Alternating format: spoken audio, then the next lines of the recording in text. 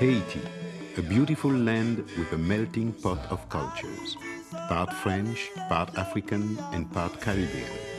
It is like no other country in the region. A combination of such diversity has created a people rich with tradition and identity, who overflow with pride, determination, and friendliness.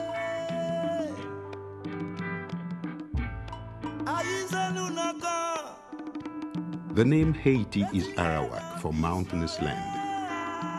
It is Caribbean by its location, but so different in its history.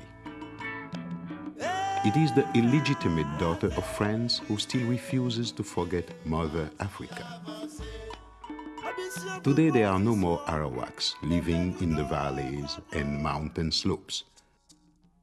But the people who have replaced them have become part of the landscape.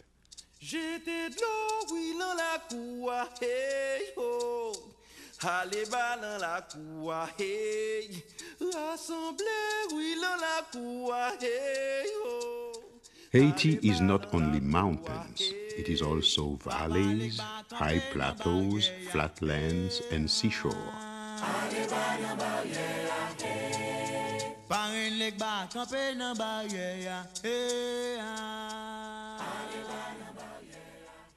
The Arawaks, who were the indigenous people of the island, didn't just disappear into thin air. The Europeans' arrival was fatal to them. In fact, just 50 years after the discovery, there were no more Arawaks left. It was the Europeans who introduced a new population. Thousands of African slaves were brought over annually. And by the late 1700s, Haiti was the most profitable colony in the French Empire. What the colonialists didn't know, however, in bringing the Africans over, was that their gods traveled with them as stowaways on the slave ships. When the time came, these gods were enrolled in a struggle for freedom, and some slaves rose to the rank of king. Soon afterwards, in 1806, Haiti became the first ever independent black republic of the world. A few years after independence, the Europeans started to come back, not as masters, but as traders, merchants, and industrialists. This presence maintained their influence on the country, and without them, the young nation would have been completely isolated. With this renewed contact with the outside world, the former colonial cities started to grow, and today the European imprint can still be seen.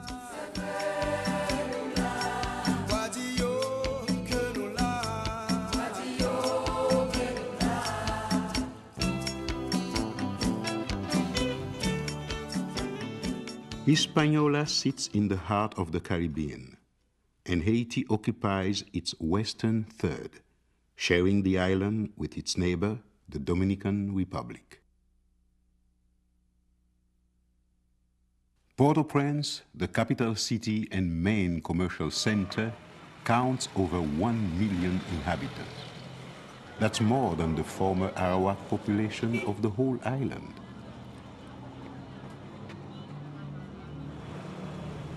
The city thrives with life, and its buses, which are called tap-taps, often give the impression that the streets are moving art galleries.